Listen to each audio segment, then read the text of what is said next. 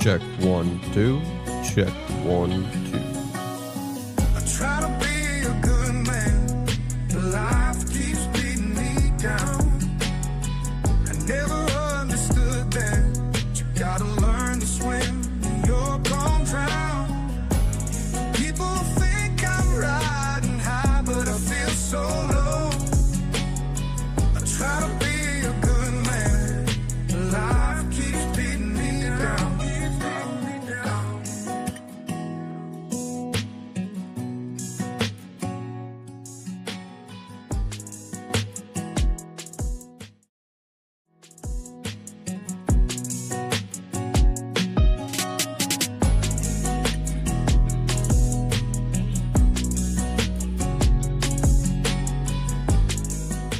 Welcome to the Stadium Pulse, ladies and gentlemen. It is October 16th on a beautiful day in North Texas. We have a fantastic show set up for you today where we're going to be talking about some more college football playoff discussions, a little bit more on the predictions front for week 7 of the college football season, and also talking about some of the head coaching opportunities that have become available today. You know, traditionally this is going to be at a 5:30 slot, but doing this in a little bit of a lunch break due to some scheduling complications. You know how life gets, guys. It just sometimes you have to make chicken salad out of chicken. I didn't want to cuss there. I held back. I did good enough, you know, but worked hard on today's script. I think if you want a little bit of a table of contents of what we're going to be talking about today, college football updated predictions for week 7 as we're at the halfway point of the season.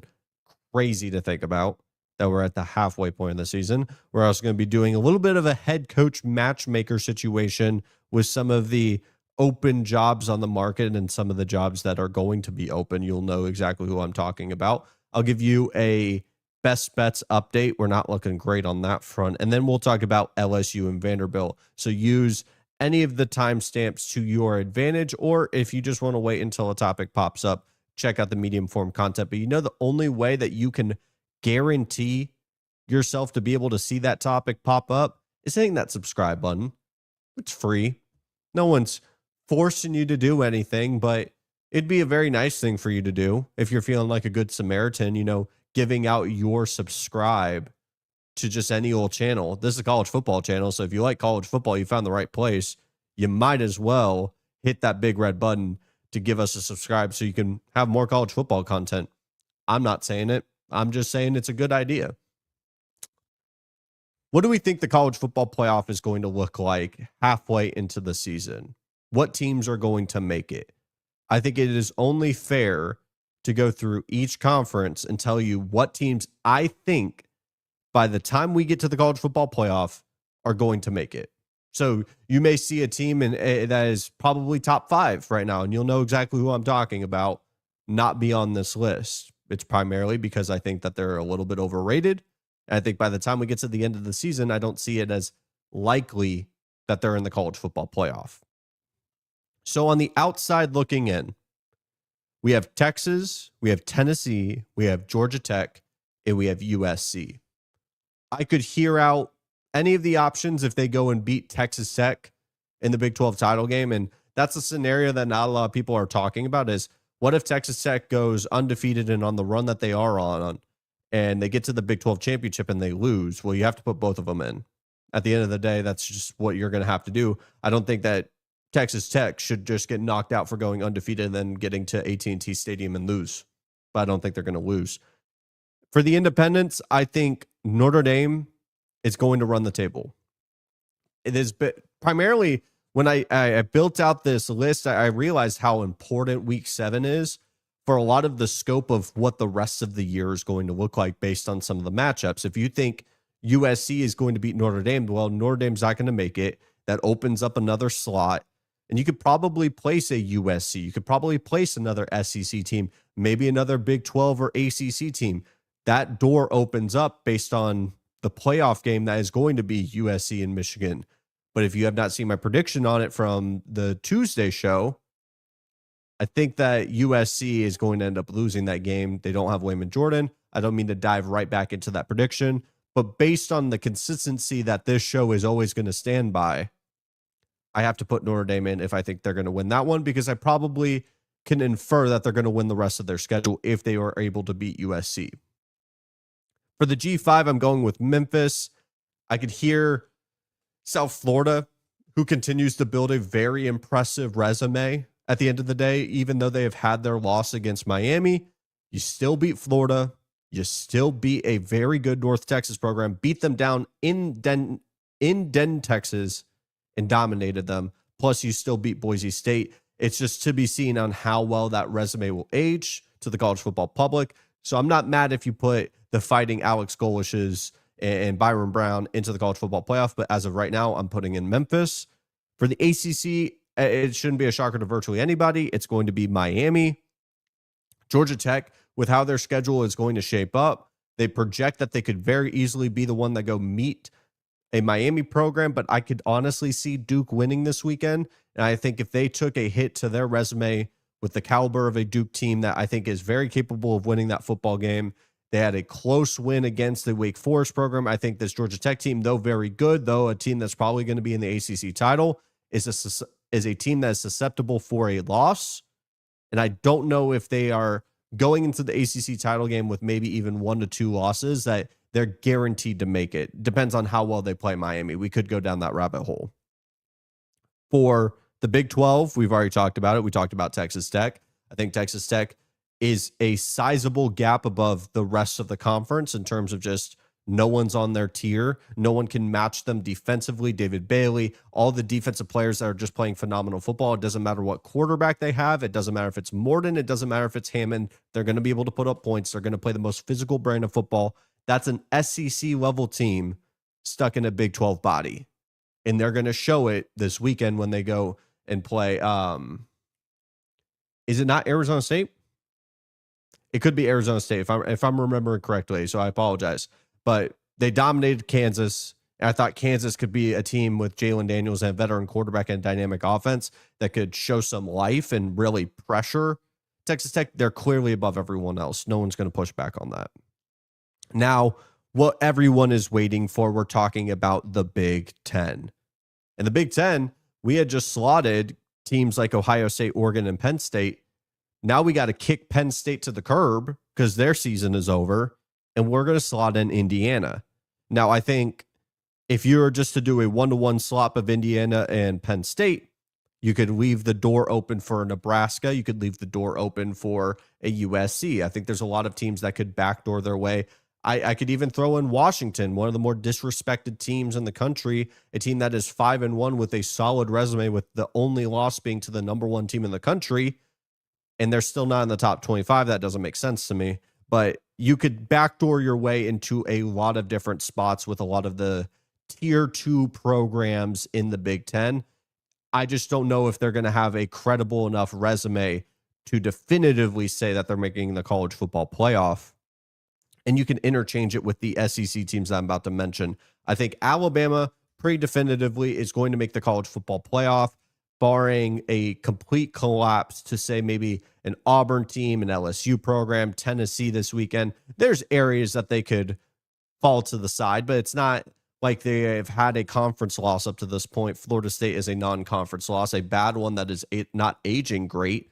But at the end of the day, if it's not a conference loss, they're going to be in prime position to get to Atlanta. They're one of 3 programs that does not have a conference loss up to this point. Texas A&M, another team that I think will make the college football playoff. And I think statistically and by most mathematical equations, if you were to dive into the rabbit hole that is college football analytics, there's a world where a 9-3 Texas A&M program, with how strong their resume is, would be fighting for a college football playoff spot. Now, right now, they're undefeated. They're the number 4 team in the country.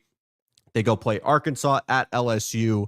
They still have South Carolina on the board. They still have Texas on the board.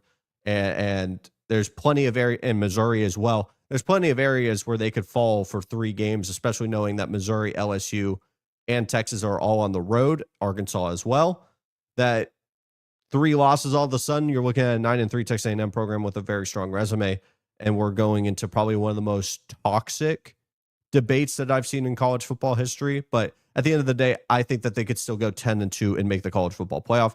Georgia, because I believe that they're going to be Ole Miss, I think that they're going to be a team that maybe doesn't have the same upside of a 2022 Georgia or 2021 Georgia, but this is still a very good program. They find ways to win. They're not going to lose games, but they're definitely going to be a team that, unless they face Alabama, you do not want to face against Kirby Smart, the best coach in college football. And I think that they're going to find a way to make it into the playoff. Same could be said for LSU. I think LSU is a team that has not played their best football yet. And I think if very similar to a Texas program, if the offense just figures it out, the talent is there, it's in the building, the coaching staff I believe in, either Texas or LSU, I think are going to be one of those teams that turn the key late into the season, and they could be the ones that go on a run because their defenses are just so damn good. It's going to keep them in virtually every single game. And if the offenses just produce enough life to a point where they could easily go on a run and be one of the best teams in the conference,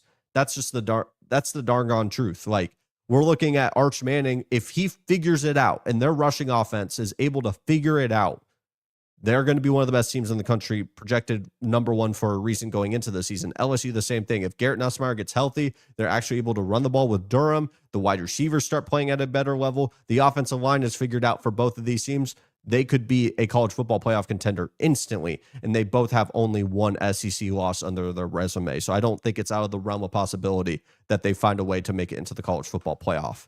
And if I were to rank them, that's where it gets difficult. And with me doing projections, I'm not going to rank them 1 through 12. Those are the teams that I think are going to make it. As we get closer to the actual college football playoff, we could start doing the actual tiering and the ranking and the projections. But I think there's so many variables to talk about when we're talking about 2 months down the line in SEC championships. I would say right now, if you were to ask me the conference championships, I would have Alabama beating...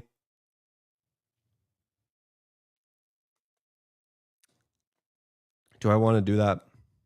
I have Alabama beating LSU in the SEC championship as my prediction for the end of the year. I have Ohio State beating Indiana in the Big Ten championship. I have Texas Tech more than likely beating Arizona State in a matchup for the Big 12 title game. I have Miami beating Georgia Tech. I have Notre Dame obviously doesn't win a conference championship, and then Memphis beating whoever they want to in their conference.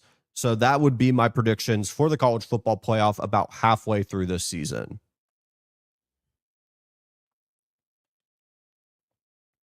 Oh my goodness. Making college football playoff predictions halfway through the year. What a year of college football it's been. I wanted to make a mention of it when we were talking about Texas.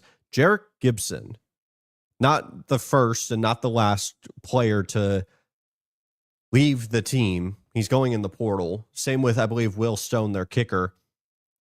I'll just say this. The reason why I mention it is not because you see the A&M pennant behind me and I want to talk about Texas. I promise it's not a rent-free situation. I'm talking Jarek Gibson is a damn good player, man. I think he's a running back that is going to be a star if given the opportunity at a program that is going to showcase him.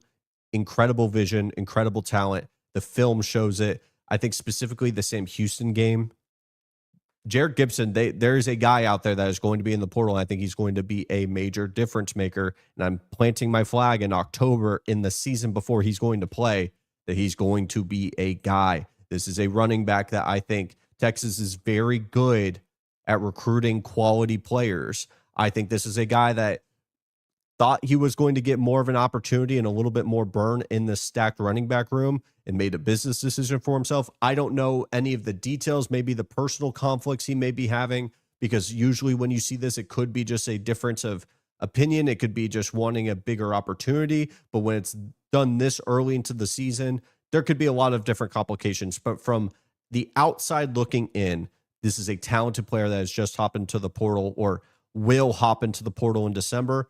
And I think Jarek Gibson is going to be a star wherever he goes.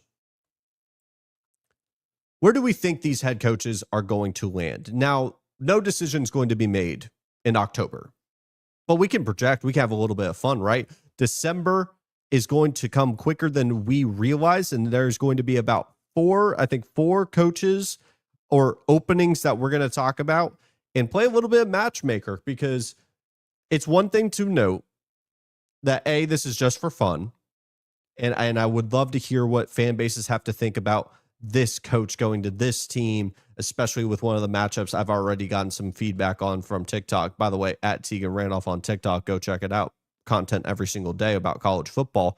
But there's been some pushback on some of these guys. I want to dive into them a little bit further. It is important to note that as when we do this segment again, probably in December, it's going to start a chain reaction. Think of when Kalen DeBoer went to Alabama, Washington opening happened. Then you had Jed Fish from Arizona happen. Arizona had to go hire someone, and they hired the wrong guy, in my opinion. He has not been good up to this point. Part of the reason why I was correct on Arizona last year, even though they had McMillan, I don't need to dive into that. It'll start a chain reaction, and I'm not going to dive into what that chain reaction would look like. For example, Penn State, go get Curt Cignetti. You have to go try for him. I talked about it when we talked about the Penn State opening. You do not make a move like this if you are not going to swing big. A $50 million buyout does not equal we're a couple feet from the hole and we're going to grab, I don't know. I guess now's not the time to play conservative. I tried to think of a golf analogy. I guess we're not going to try to lay it up and try to get on the green. We're going all in. We're going to try to go hit the hole and strike and go for a home run. Jeez, I butchered that golf analogy. Anyways, Curt Cignetti is the home run hire here. He is the one that will elevate the program to where you need it to be. I think the big theory is if Curt Cignetti is able to rebuild a program at Indiana, JMU, he's going to be able to take Penn State where it currently is, which is a good program, and take it to an elite program with the amount of resources that he's going to have available to him. Will it happen, though? I don't think so. I don't think Curt Cignetti is going to end up leaving Indiana, but you have to at least try. He's going to get a phone call. You have to give him a blank check and say, write the number that would make you the Penn State head coach, because there's about a handful of guys that have a better record than James Franklin. And I respect the chestnuts to be able to make this type of a move, but you can't miss when you swing. You have put yourself into a hole that you have to hit a home run hire. You have to hit a hire that you believe is going to be the one that takes you to a national championship. And so the running favorite right now is Matt Rule. And I can see Manny Diaz. I personally think Matt Campbell would be a great option. I don't think Mike Elko's on the table here, just because I think A&M is going to provide much more in terms of resources, and he's already built a great thing. He has a connection with Texas A&M as well, though he is from the Northeast area. Manny Diaz and Matt Rule feel kind of the same. They're the homegrown, comfortable decisions. They feel like the ones that kind of getting back with the X, and you feel like with the X that you're going to be, this isn't going to be the long-term solution. You're not going to marry her, but you're going back to your ex, and it's just to feel comfortable again. It feels like it should work. Maybe this could work long-term, but you already have some fundamental issues versus the other option, which is kind of settling for some intermediate option that could potentially maybe work out one day, but you're really taking a risk on maybe a coordinator hire. A lot of people have thrown out Brian Hartline, but you feel safe. You know what you're getting with Manny Diaz. You know what you're getting with Matt Rule. But is that what you want? Because what Penn State wants is that marriage. They want the long-term commitment. They want the one that is going to get you to the finish line. And getting back with your ex that you already know the strengths and weaknesses of the relationship is not going to get you there. And so I think Curt Cignetti would be the home run hire. I think that's the one that could get you to a national championship. They reportedly are going to give Marcus Freeman a call. Yeah, you could go ahead and call Nick Saban as well. I do not think Marcus Freeman's going to leave Notre Dame for Penn State. That's a lateral move, and I think he loves being at Notre Dame. I think he has everything he could need at Notre Dame. I just don't see it happening. So I think Curt Cignetti would be the massive hire there. For Florida, good old-fashioned Florida, everyone's going to want to say Lane Kiffin. And understandably so. Lane Kiffin is a fantastic head coach, offensive guru. He is going to be the fun option. He's going to be the one that brings some juice to Florida. The unfortunate reality is just Billy Napier is just not going to be the guy. Yes, is he the current head coach of Florida football? Sure, does he have a chance to potentially, win out? Yeah, if it was college football 26 and I was controlling it, yeah, I could probably go win undefeated with this Florida roster, but he's just not good enough for Florida standards. And it's unfortunate because I think he does a lot of the things right, but at the end of the day, it's just not good enough. A failing grade is a failing grade, and that's what he has. The standards are too high for what he can achieve. And so I think Lane Kiffin has been one that has been tied to this Florida team for a long time. Very much the working theory of if we give Lane Kiffin the resources of Florida, he could do what he's done at Ole Miss, but actually win championships and take it to that next gear. It almost feels like he's hit the ceiling at Ole Miss and maybe a potential collapse this season following the Georgia loss. And they got to all the way to number 4 in the nation. And then maybe they end up being a top 20 team in the country, but not make the college football playoff. Maybe Lane just finally breaks and goes to Florida. I think that would work a lot. I really do. I think Lane fits what Florida wants to be as a program, and he'd be the fun option. But I think the eat your vegetables option, where Lane is more, you're eating dessert first, you're getting your candy. I think the eat your vegetables option is Alex Golish from USF. Alex Golish is going to get a head coaching opportunity. I don't know how large of a head coaching opportunity, but wherever and whoever hires him is getting a damn good head coach. It's not the flashy hire. And I understand everyone's been talking about G5 Billy. You hired another group of 5 head coach. It's usually a very hard sell when you repeat the same process that didn't work. Go ask Arkansas fans with an SMU head coach, which we'll talk about here in a minute. But I think Alex Golish, the comfortability in the Florida area, he is a coach that could build up a program. He's a coach that I respect a lot, that can build a very strong staff and a very good roster and has a good system that has been able to scale. And I think he would be a fantastic hire. I just don't think following Billy Napier, they would dip back into the G5 well, and they would want to go get a splash hire because it is the University of Florida. Arkansas, there's 2 options. Rhett Lashley is the one that I think would be a fantastic one. I don't know if you could pull him away with SMU, and knowing the investment into that program, at least recently, I'd be shocked if they were able to manage that. But even with that in mind, Rhett, I think, fits what Arkansas would want. I believe there's ties there within that program. If I remember correctly, he played at Arkansas. Let me double check.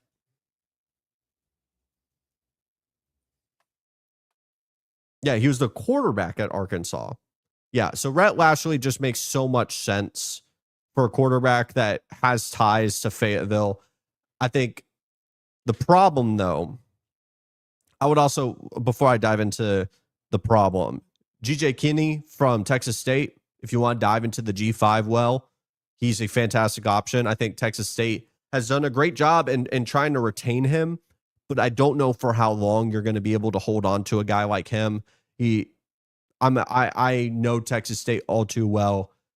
He's a fantastic ball coach, and I think he deserves a P4 opportunity. I just think with Arkansas and the investment that they've had in their baseball and basketball program, they're going to go for the splash hire. Rhett would be a splash hire, in my opinion. It's hard to sell an SMU head coach to an Arkansas fan, but John Gruden could work around here, man. John Gruden could be a coach that they take the swing because it is going to be in headlines and it's going to get buy-in. It's going to build up hype. We've had that for a couple seasons now. The big swing. We saw it with Colorado and Deion Sanders, Bill Belichick last year with North Carolina. And it feels like Arkansas is the team to be the next one to do something like that. And lastly, I would say Wisconsin with Jason Eck from New Mexico. He's a former offensive lineman from Wisconsin. One of the things we've talked about a little bit with Wisconsin is maybe a step back into what their traditional identity is, which is running the football. An offensive lineman, former offensive lineman, fits the identity. He's done fantastic work at New Mexico, even though I believe they're 3-3 on the year. They've been able to transform that program, and I think he would be a guy that if they were to dive back into the ground and pound the traditional Wisconsin football, he'd be a fantastic option. So with that in mind, those are all the head coaches. I know 3 of the 4 are actual opportunities. Arkansas, we could talk about Bobby Petrino, but I don't really want to entertain that right now. And then Florida, it's going to happen. Everything is pointed to the fact that Florida, it's more than likely going to happen probably after this weekend, regardless of a win or a loss. Quickly, let's do some pick 'em. We're 2-4 since doing the series, unfortunately. Michigan plus 2.5 did not go well. Florida plus 7.5 did not go well. But Pitt plus 11.5 won outright. But we don't do any cherry picking of giving extra points for getting it outright, because if I wanted to predict it outright, I should have. Miami minus 13.5. I think they go beat down on Louisville. LSU plus 2.5. I will say, let's actually throw in LSU money line as an additional bet. I'm throwing in the plus 2.5, and I'll take the money line as well. And then I think UNT beats up on UTSA for minus 3.5. Let's get a winning weekend under our belts, ladies and gentlemen. I'm disgusted by my work here since starting this series. No one's given me crap about it yet, but in due time, if it goes bad enough, I'll start becoming one of the people that people fade. With that in mind, guys, welcome to the Stadium Pulse. Thank you so much for watching. Oh, wait, we got to talk about LSU Vandy. Why is it a money line pick? It's all right. We got there eventually. Has LSU figured out their offense?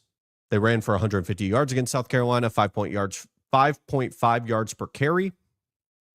Is that the new LSU offense? Do they have a counterpunch? Do they have a different way of playing the offensive side of the ball? Because when you go play Vanderbilt, what's going to happen? They squeeze the game, limit possessions. You have to be efficient because Vanderbilt's going to milk the clock with how they play football. It's not going to be taking giant shots downfield. It's going to be running the football, running the option offense, being completely comfortable with 4 yards carry, 3 yards carry. As long as they get that first down, they're very comfortable doing that. And the thing that scares me about LSU on the offensive side of the ball is this team efficient enough to put up enough points to keep up with a Vanderbilt offense that may struggle against LSU, but they're going to be at home. They're going to have 2 weeks to prepare for this Vanderbilt defense. There's a lot of things that could work in a Vanderbilt win here. But I do think LSU's offense has figured enough out. I think they found something in trusting this offensive line as it continues to mold and it continues to grow and develop. Now, it could be exploited on the road. I think Vanderbilt, underrated part of this team is their physicality in the defensive and offensive line. They can impose their will if you let them.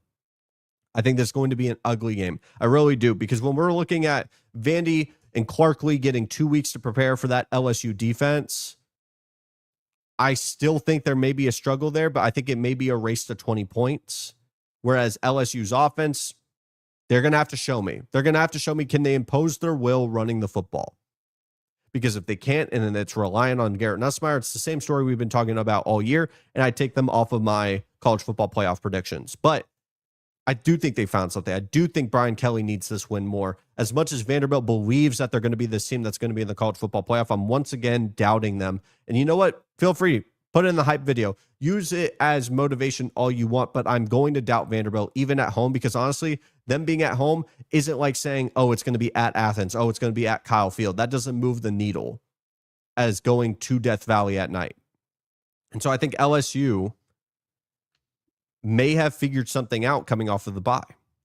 Because if you were to go look at that South Carolina game and you were to just see the box score, you'd be lied to. Bold-faced lie. Because this team did find ways to run the football. They did be able to find a new way of moving the football downfield, which I think is imperative to them even contending for a college football playoff spot. And with a game that would be squeezed into a very limited amount of possessions, I lean LSU with the veteran quarterback, potentially them finding a way to move the football. Even if Vanderbilt gets 2 weeks to win, I'm very confident LSU finds a way to win here. So I'm going to pick them to win. With that in mind, guys, that's it. I will see you guys probably late Sunday. I'll be getting back on trip. There's a reason why we're doing this at 12:30 and not our traditional time. So if you like college football, you've been around and you've watched this channel, we've seen incredible growth. It means a lot to me. This is all powered by Kretschmann Media. We've done fantastic work to build up this channel. And so as you guys continue to provide support, I'll keep putting out content. And it means a ton to me, the support that we've seen. So with that in mind, I will see you guys next time, and we'll have an incredible weekend of college football. Week 7 is ridiculously good. So enjoy the weekend, enjoy time with your family. I'll see you again